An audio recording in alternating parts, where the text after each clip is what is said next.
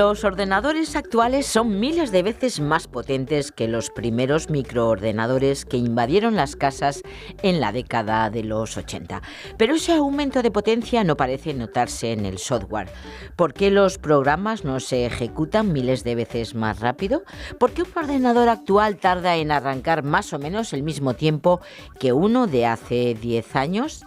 Para responder a estas y otras cuestiones curiosas relacionadas con este tema, nos acompañan hoy en Sin Distancias Fernando López, profesor del Departamento de Lenguajes y Sistemas Informáticas de la UNED, y Toni Burguera, profesor del Departamento de Matemáticas e Informática en la Universidad de las Islas Baleares. Nos van a contar por qué este problema se ha vuelto tan común que lo hemos normalizado y lo aceptamos sin remedio, y nos explicarán qué es el código boilerplate y cómo podemos mejorar nuestro estilo de programación para tomar conciencia de su existencia e intentar minimizarlo en la medida de lo posible. Pues hoy nos acompaña nuevamente Toni Burguera, que es profesor titular del Departamento de Matemáticas e Informática en la Universidad de las Islas Baleares. Toni realiza su investigación en el análisis de datos acústicos y visuales para la localización y construcción de mapas en robótica submarina, y su docencia en estudios de grado y máster, tanto de electrónica industrial como de informática, se centra en autómatas industriales, arquitectura de computadores y robótica móviles. Además, Toni es un entusiasta de la retroinformática y ha desarrollado y sigue desarrollando videojuegos para MSX y consolas ColecoVision. Hola Toni, ¿qué tal? Hola Fernando, muy bien, gracias. Bueno, hoy vamos a hablar de cómo la evolución de los lenguajes de programación ha hecho que al final en todos nuestros programas, pero en todos los programas, sistemas operativos, en todo, haya una gran cantidad de código repetido, y de cómo aprender a programar con restricciones tanto de memoria como de velocidad de CPU pueden ayudarnos a mejorar nuestro código. Pues sí, efectivamente. Y bueno, de hecho a mí me llama la atención que ese concepto de código repetido, esa idea de fragmentos de código que no tienes más remedio que poner en tus programas y que igual ni siquiera sabes lo que hacen, o tienes una idea muy genérica de lo que hacen, pero es que da igual que lo sepas o no porque tienes que ponerlo, pues me llama la atención que esos fragmentos de código tengan un nombre, que se le haya dado un nombre, que es el de código boilerplate. Y bueno, el código boilerplate hace referencia a esos trocitos de código, esas librerías que incluyes al principio de tus programas y no sabes muy bien por qué, ese trocito de código que acabas copiando de Stack Overflow o tal, eso es el código boilerplate. Y bueno, el origen de la palabra es como mínimo muy curioso. Sí, desde luego. Sí, hasta donde yo sé, antes de utilizarse para referirse a eso, a fragmentos de código que repites, hacía referencia a fragmentos de texto que tenías que poner, y de hecho hoy en día se sigue utilizando también para esto, en muchos formularios. En todos los formularios te acaban pidiendo tu nombre, tus apellidos, tu dirección, tu edad, etcétera. Y eso también responde o se le llama boilerplate. Pero parece ser que antes de eso, la idea del boilerplate venía de texto que se pasaba a notas de prensa, igual alguna noticia o tal que pasaban las agencias de prensa, los periódicos, tal cual en una placa metálica, lista para la imprenta. Entonces era un texto que se repetía en muchos sitios, el significado era el mismo. Y bueno, por lo que pude leer, el origen del nombre como tal es porque se parecía mucho a las placas que se ponían en las calderas. Como en las calderas por la temperatura no puedes poner una etiqueta con el nombre, modelo y número de serie en papel, se ponía en metal con relieve, y por ese parecido se llamó boilerplate a lo que vino después. Bueno, boilerplate significa eso, la placa de la caldera.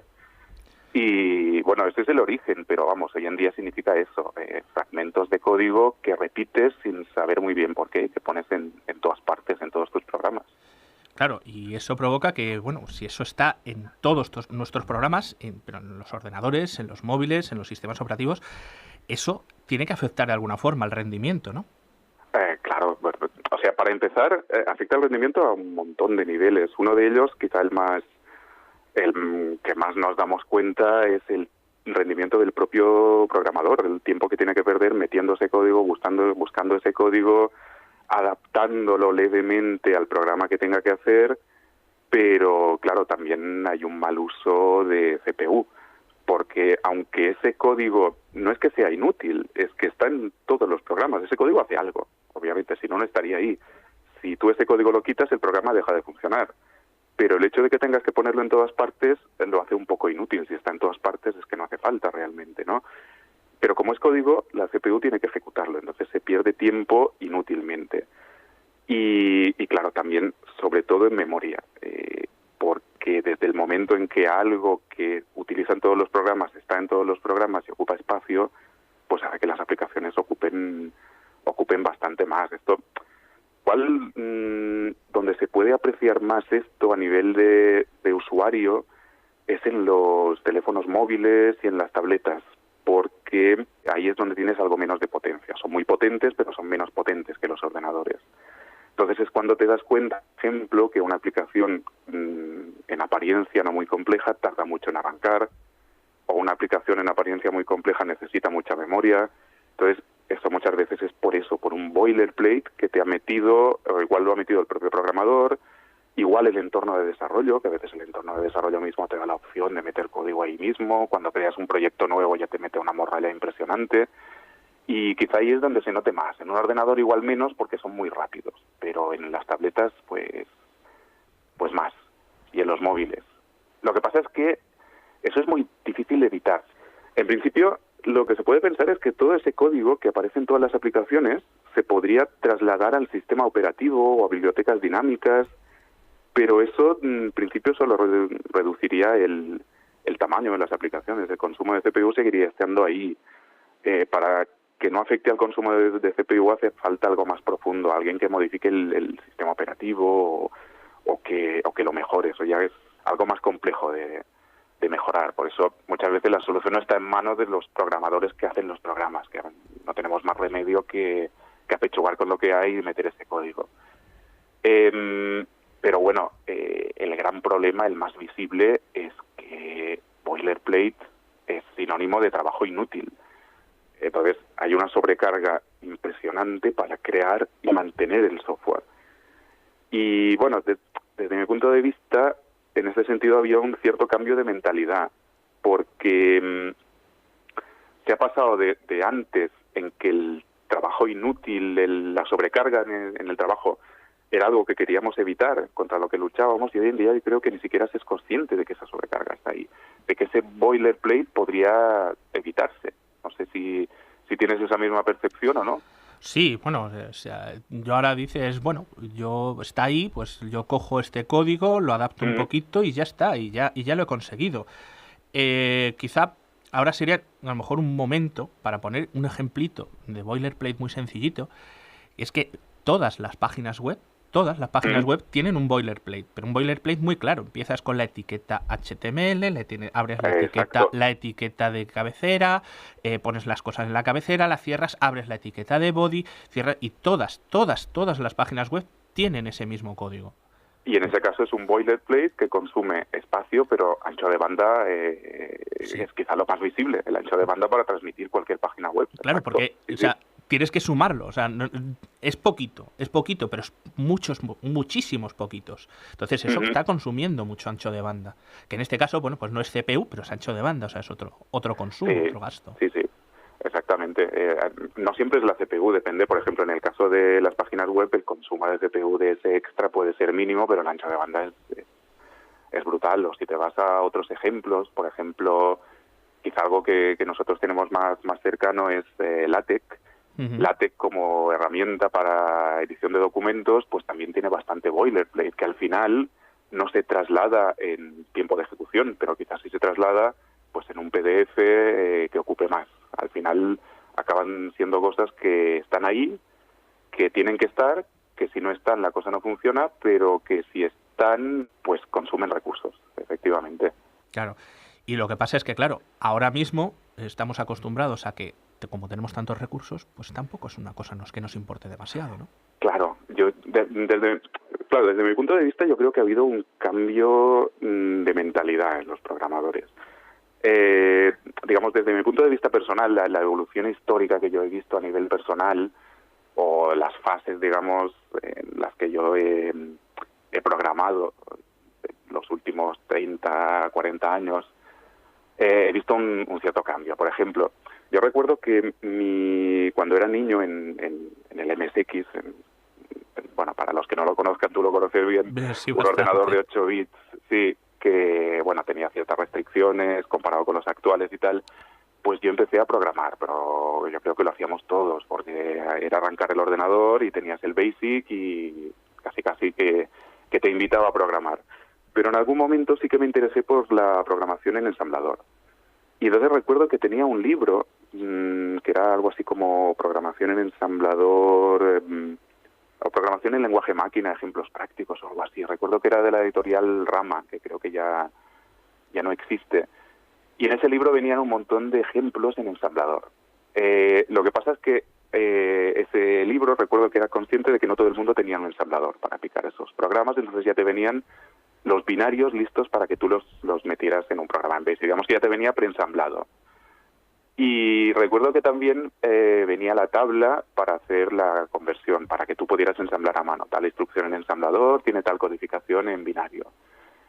Y claro, recuerdo que mi primer programa en ensamblador consistió en eso, ir desarrollando en papel y después con la tabla pues generar el binario sobre papel y después transcribir eso al ordenador.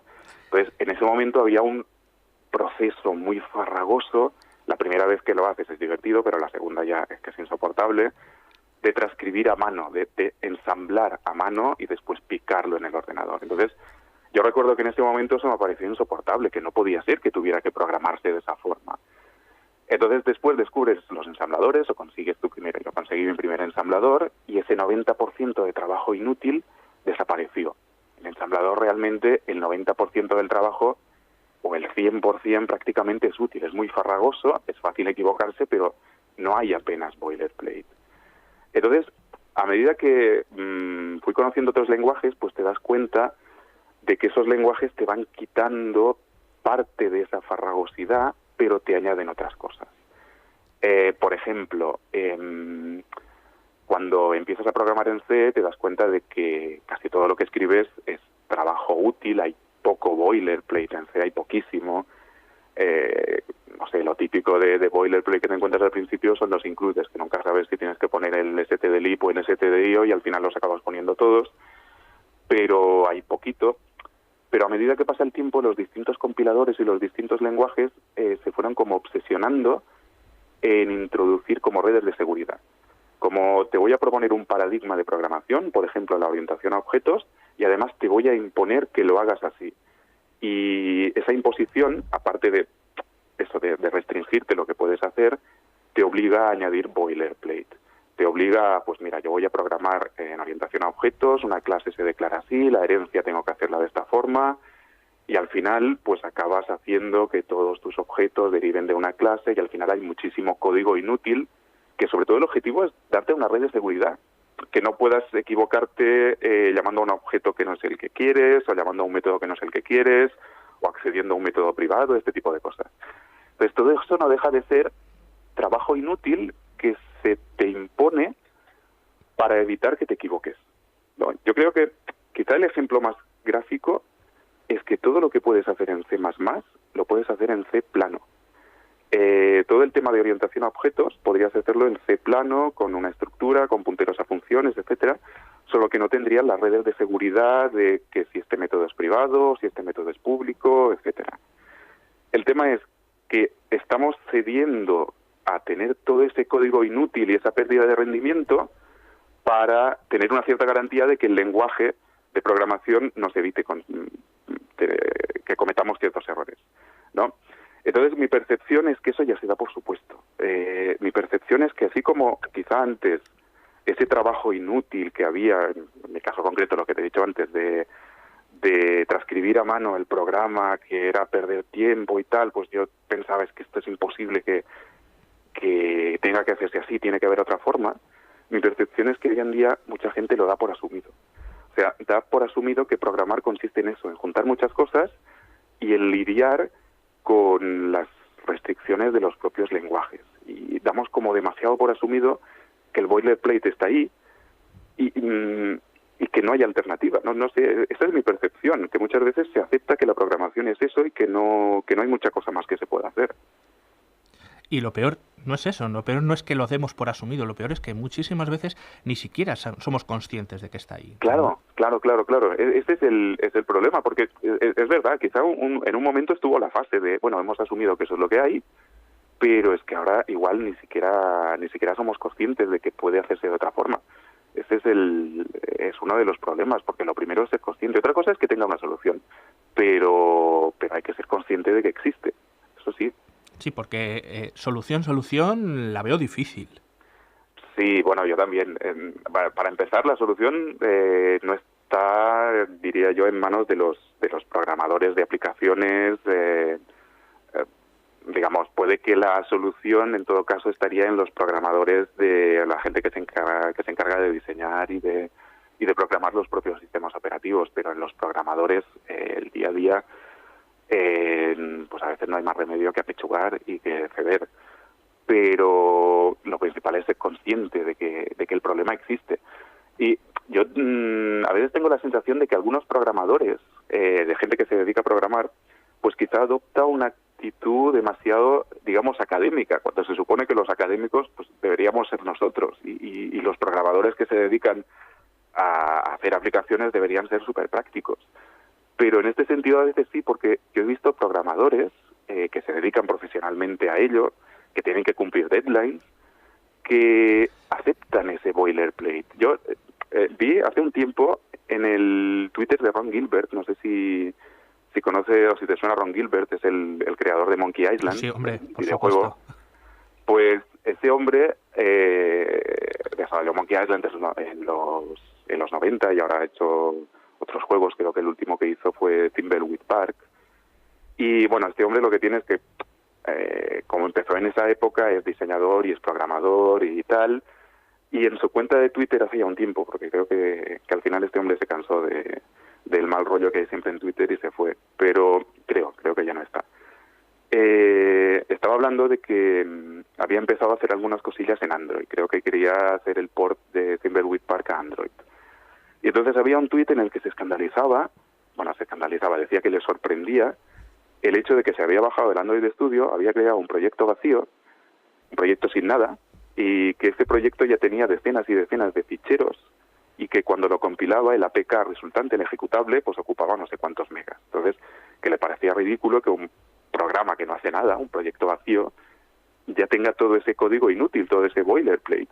Y claro, lo que me sorprendió es que las respuestas de gente, de programadores, eran básicamente defendiendo el boilerplate, que eso es necesario, que eso tiene que estar ahí, que eso es para tratar con todas las versiones de Android que hay y con todos los dispositivos móviles que hay. Y eso me sorprendió mucho, porque el boilerplate está, y no hay más remedio, pero no debería estar. No sé, me sorprendió mucho que se defendiera que eso fuera necesario.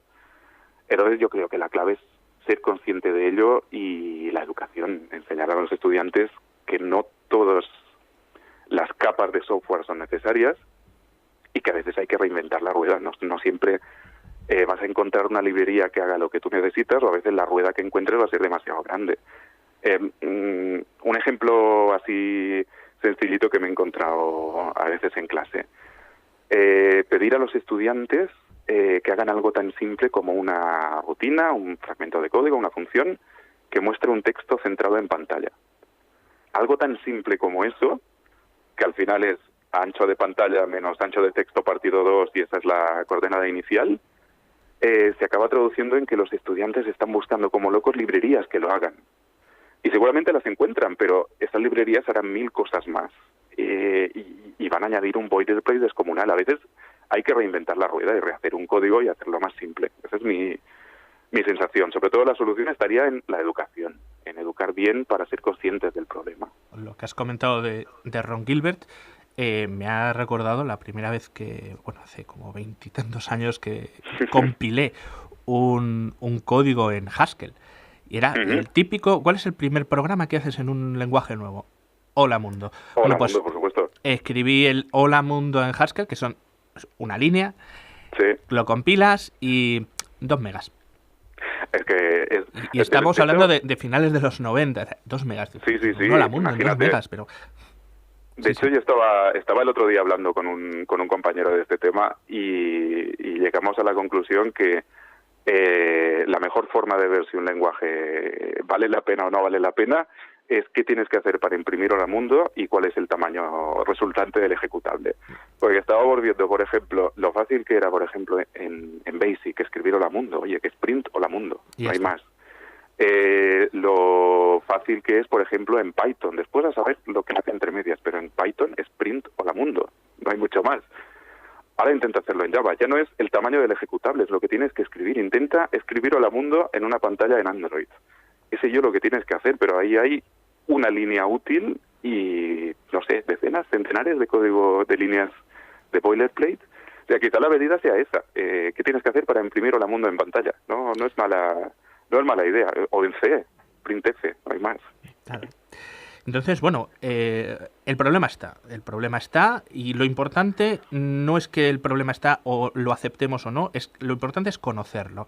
Claro. Y la claro, solución tiene que pasar por la educación, empezar a ser conscientes de ello y bueno, y qué puedo hacer para intentar mejorarlo. Y bueno, claro. Pues esto engancha con ese segundo tema que queríamos hablar, que es entrenarse programando con restricciones. Exacto, efectivamente. El tema de programar con restricciones yo lo veo muy muy interesante si lo entendemos como has dicho tú, que es como entrenamiento. Que es pues eso, imponerse una serie de restricciones a la hora de programar. Pues voy a utilizar tanta memoria, voy a intentar reducir el tamaño que ocupa mi ejecutable, o voy a intentar hacer que tal algoritmo pues funcione algo más rápido. O como por ejemplo les digo yo a mis estudiantes de la asignatura de estrategias de programación, hacedme este ejercicio que se puede hacer muy fácil utilizando iteradores, pero quiero que me lo hagáis sin utilizar iteradores para que os pringuéis, os metáis dentro de la estructura. Claro. O intentar codificar algo en un solo byte, para después utilizar bitfill y acceder a cada bit por separado. Simplemente imponerte unas restricciones. No voy a utilizar toda la máquina, sino que voy a imponerme algunas restricciones. Esto yo entendido como un entrenamiento, como una forma de practicar, yo lo veo genial. Otra cosa es que a la hora de la verdad, cuando tienes que programar una aplicación, un programa que va a darte unos resultados, pues ahí no tienes que aplicar restricciones, ahí tienes que aprovechar la máquina al máximo, que es lo lógico. Pero claro, visto como entrenamiento es genial. De hecho, yo creo que en otros ámbitos esto es lo más normal del mundo. Quizá lo más evidente es en deportes, sobre todo en deportes de competición es cuando igual se ve más claro. Una cosa es el entrenamiento, donde te aplicas restricciones, igual entrenas con pesas o haces pesas, o estás, yo que sé, un ciclista que esté entrenando un montón de horas en un terreno con mucha pendiente, y después, el día de la competición, pues vas a quitarte esas restricciones, vas a dar tu máximo rendimiento, pero como has entrenado antes, pues con unas restricciones, cuando te las quitas, pues rindes más. Pues yo supongo que también pasa en otros ámbitos. Puedo imaginar, por ejemplo, médicos que probablemente cuando estén o estudiando o haciendo algún curso de perfeccionamiento, pues igual un cirujano está practicando sobre un muñeco en condiciones en las que no dispone de todo el instrumental para que después a la hora de la verdad pueda rendir mucho mejor. Entonces yo lo veo muy habitual en otros ámbitos, pero en informática a veces, en programación a veces se ve como un poco raro. No sé si a ti te pasa cuando a tus estudiantes pues les impones alguna restricción que te miran con cara de ¿y eso por qué si no hace falta? Sí, sobre todo cuando les digo cosas como esas de no, mira, no me uses los iteradores porque quiero que trabajes con la estructura. Sí. O me viene a la mente una frase que siempre decía un compañero mío que ya no está en la universidad, y decía, es que esto es como cuando los caballeros medievales se entrenaban para las justas y cogían una espada que pesaba 20 kilos. Y entonces, claro, se tiraban horas moviendo la espada de 20 kilos. Luego cogían la espada, la suya, que pesaba 3, 4 kilos, y hacían filigranas. Dice, bueno, pues, claro. Nosotros siempre lo intentamos hacer. La práctica de las asignaturas son más duras de lo que luego van a ser los exámenes, y te pedimos cosas que a lo mejor pues que lo que queremos es que trabajes más a fondo, y entonces que practiques, pues que la práctica significa eso, para practicar, ¿no? Para entrenarse. Sí, ahora que has puesto este ejemplo, a mí me viene a la cabeza el de, bueno, uno un poco más friki, que es el de Bola de Drag, el de Dragon Ball. Sí. El entrenamiento de Son Goku con el, bueno, cuando nosotros éramos niños era el entrenamiento con el caparazón de tortuga, después ya se entrenaba en gravedad 1000 o algo así. Sí, o Pero las era botas eso, aquellas una que se puso que pesaban un montón. Sí, sí. Exacto, al final es entrenar con restricciones, pero y a la hora de la verdad te las quitas. Esa es la idea. Y sí, en informática se ve como algo raro. Bueno, de todas formas, yo me he encontrado en clase a veces la situación contraria, o que igual no son muy conscientes de que las restricciones son restricciones y que igual después puedes quitarlas, porque sí que en una asignatura que imparto, que es la segunda parte de otra, la mía es Estructura de Computadores 2, en Estructura de Computadores 1 en algún momento les dijeron, mira, tenéis que programar tal cosilla en ensamblador sin utilizar la operación de división, simplemente para practicar las iteraciones y restas y toda la historia. Y después yo me encontré en mi asignatura que siempre que querían hacer una división la hacían con restas, porque no eran muy conscientes de que eso que estaban haciendo antes era una restricción y que ahora podían quitárselo. Uf. Es muy curioso. Con restas es muy duro, sobre todo si tienes que, yo qué sé, 100 dígitos entre 1. No. Claro, Uf. eso ya es tal, pero bueno, como era una restricción que les imponían, que en su momento tenía sentido, y después no acababan de ser conscientes que ya no era una restricción, que oye, que si la máquina puede dividir, pues adelante, utilízalo. No sé, es muy curioso como esto en otros ámbitos yo lo veo súper común y en informática pues es raro, no sé. Sí, es raro. ¿Pero por qué es raro? ¿Por qué lo percibe la gente como algo raro?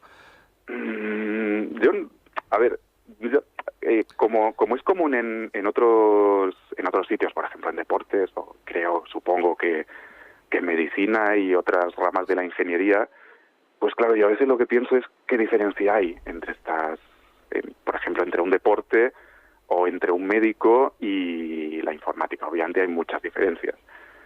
Pero yo creo que una es que el entorno en el que vas a trabajar, en el caso de los informáticos, cambia. Es decir, va cambiando día a día.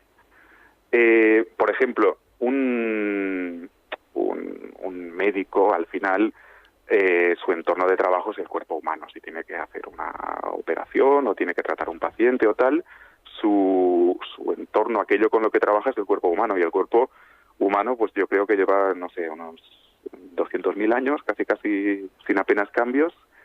Pues un deportista también. Entonces, el deportista entrena con unas restricciones y si lo hace, en el momento de la competición va a dar mucho mejor rendimiento.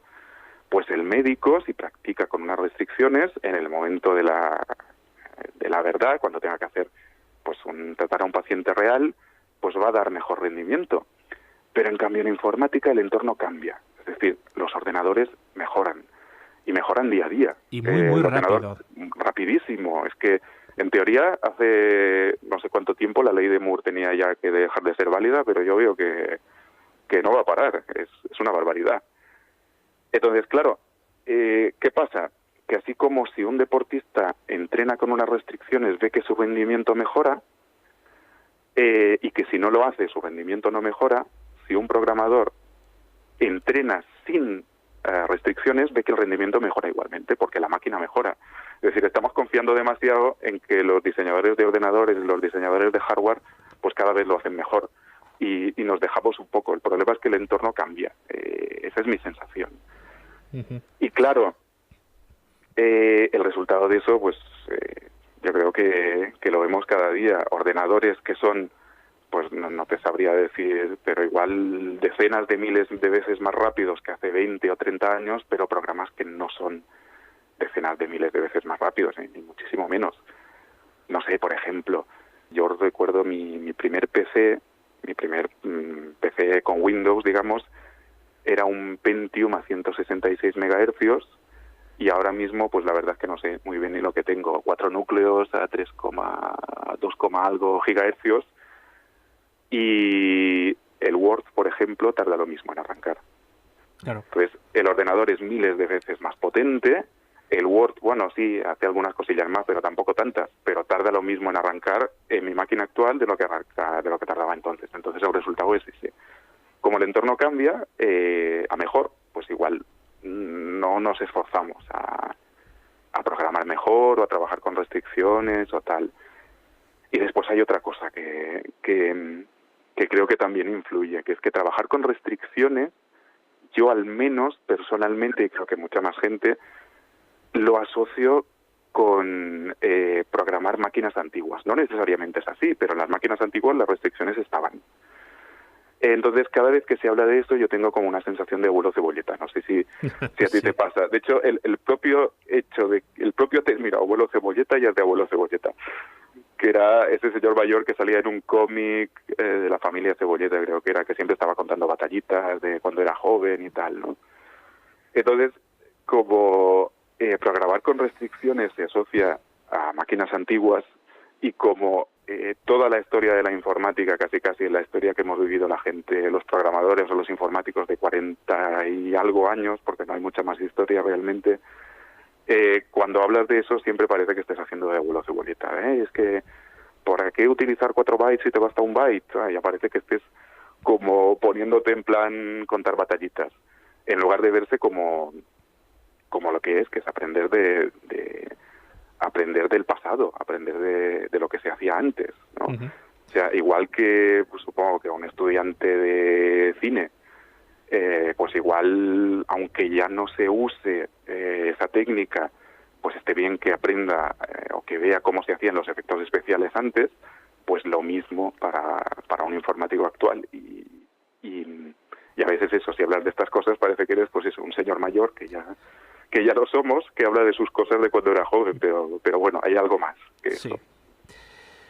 Bueno, y vamos a ir ya terminando. A ver, ¿qué consejos podíamos dar para intentar trabajar con restricciones? O sea, no solamente decir, bueno, pues cógete un ordenador de hace 30 años y programa para él. No. O sea, ¿qué podemos hacer? O sea, Claro, por un lado, coger un ordenador de hace 30 años y empezar a programar para él está bien porque las restricciones están ahí. Ahí no hay vuelta de hoja. Es decir, o te aplicas las restricciones o tu programa no funciona. y además es divertido, ¿eh?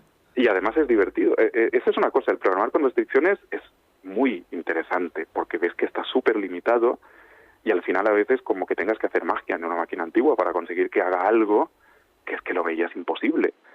Pero claro, si coges una máquina antigua ya pierdes un poco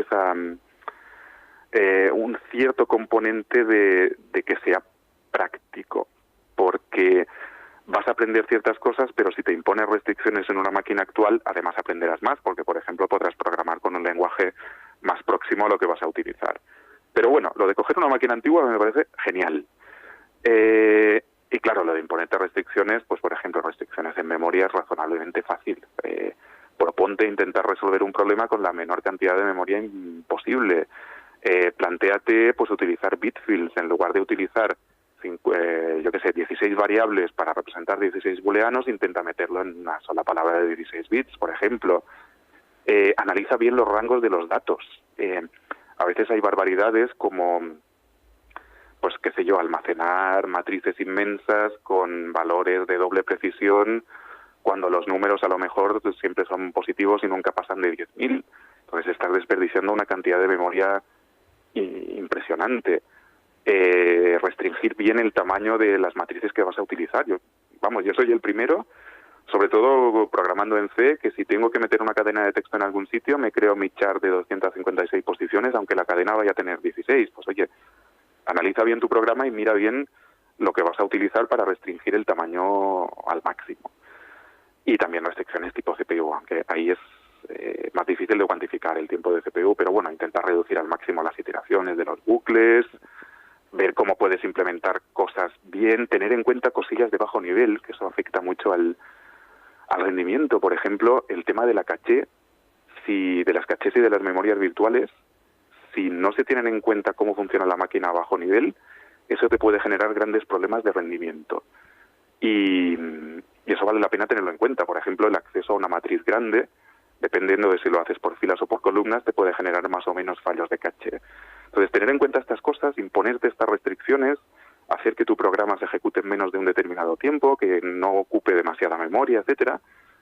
Esto al final es trabajar con restricciones y es de lo que aprendes. Es aprender con restricciones, porque lo que decíamos antes, después cuando te quitas las restricciones, cuando esa espada de 50 kilos la cambias por una que pesa mucho menos, pues eres mucho más hábil.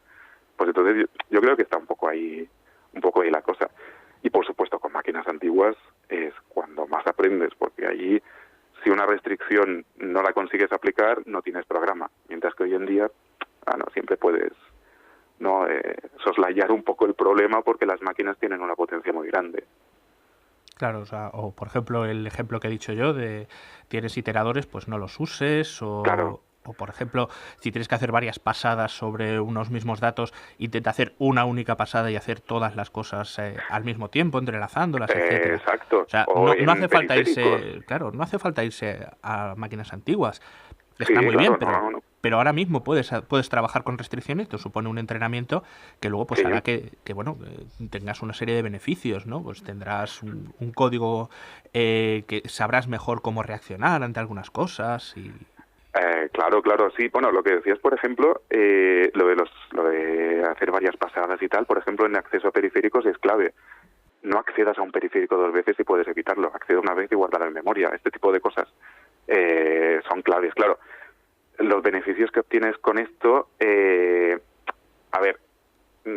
creo que aquí hay que ser prácticos. Y es que está muy bien entrenar con restricciones, programar con restricciones. Yo creo que todo el mundo quiere hacer sus programas bien. Yo no creo que haya nadie que quiera hacer un programa mal o que vaya lento, que ocupe mucho, supongo, quiero pensar. Pero hay factores externos que el programador no controla. Que al final, una persona que se dedique profesionalmente a programar, a desarrollar software, pues se dedica eso profesionalmente porque tiene que vivir, porque le pagan un sueldo. Entonces tiene que cumplir unos deadlines, tiene que... si eres un empleado, si tienes tu propia empresa, pues tienes que ajustarte a unos márgenes, etcétera. Entonces, eso a veces te obliga a trabajar rápido. El tema estaría en que, desde mi punto de vista, lo que hay que conseguir es que trabajar rápido no signifique trabajar mal. Entonces, si antes has practicado aplicando restricciones, pues mejor rendimiento, mejor va a ser tu programa cuando tengas que correr. Entonces, yo creo que el beneficio es ese. Lo que decíamos antes, es como el que ha entrenado duro, pues a la hora de la verdad, en el momento de la competición, va a rendir mucho mejor. Pues eso sería un poco la idea, creo yo. Uh-huh. Y bueno, pues vamos a ver si tú aplicas esto a tus estudiantes, les has intentado enseñar a programar con restricciones, lo aceptan, les gusta, lo entienden.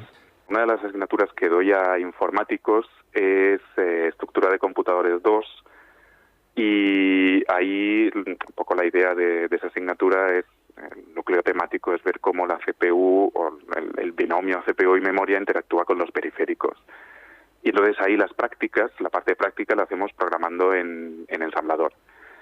Y claro, cuando programas en ensamblador, aparte de que sí, que se van imponiendo una serie de restricciones, no ocupes tantos datos, porque no ocupes tal cantidad de datos, porque no puedes hacerlo, también ellos las van viendo, porque o te aplican las restricciones o los programas son monstruosos. Pero yo creo que a veces les cuesta aceptar estas restricciones, pero sí que hay algunos casos que les gusta y que acaban viendo la utilidad de lo que es programar en restricciones, sobre todo cuando programas en ensamblador. Entonces yo, por ejemplo, sí que hay una anécdota, bueno, dos anécdotas que pasaron en esta asignatura que eso, yo creo que son bastante ilustrativas. Por ejemplo,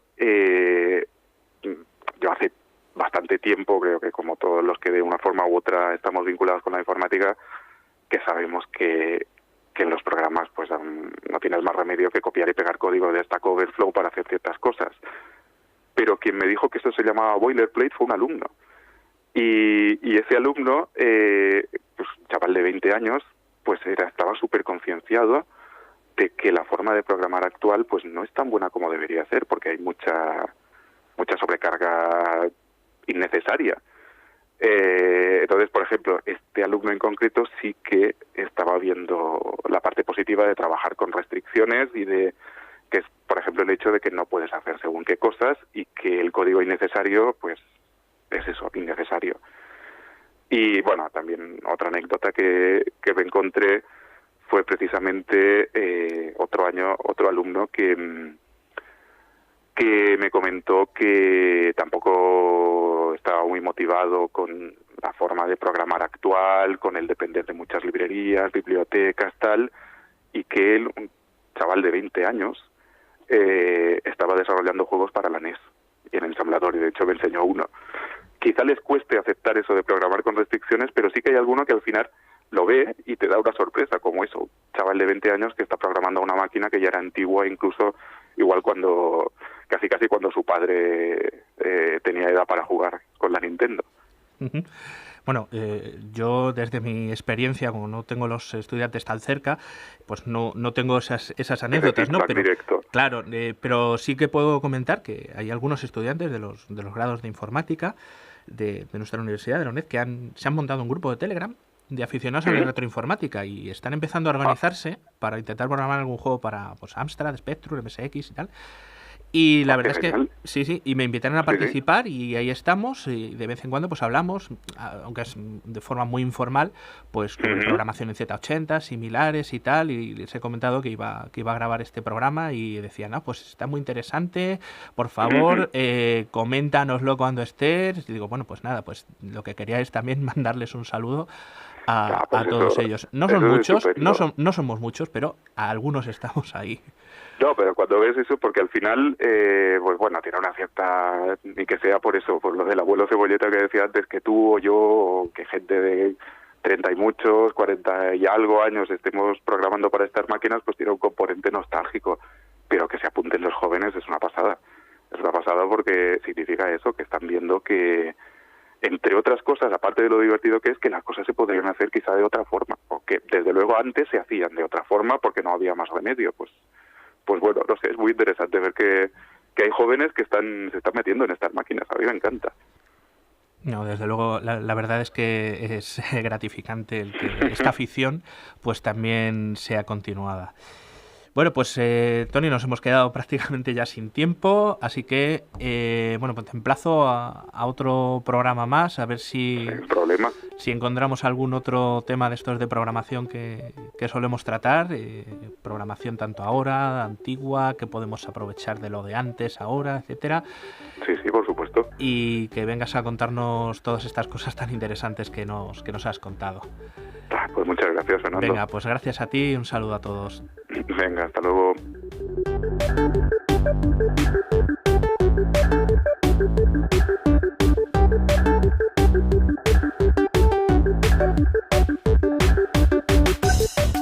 Una charla muy interesante que hoy ha girado en torno al código boilerplate, que, como comentaba nuestro experto invitado, hace referencia a los trocitos, a las librerías que se incluyen al principio de los programas. El profesor del Departamento de Lenguajes y Sistemas Informáticos de la UNED, Fernando López, ha entrevistado a Toni Burguera, profesor del Departamento de Matemáticas e Informática en la Universidad de las Islas Baleares, y nos han ofrecido una más que interesante conclusión en torno a cómo la evolución de los lenguajes de programación ha hecho que en todos nuestros programas haya una cantidad ingente de código repetido y de cómo aprender a programar con restricciones tanto de memoria como de velocidad de CPU para mejorar nuestro código.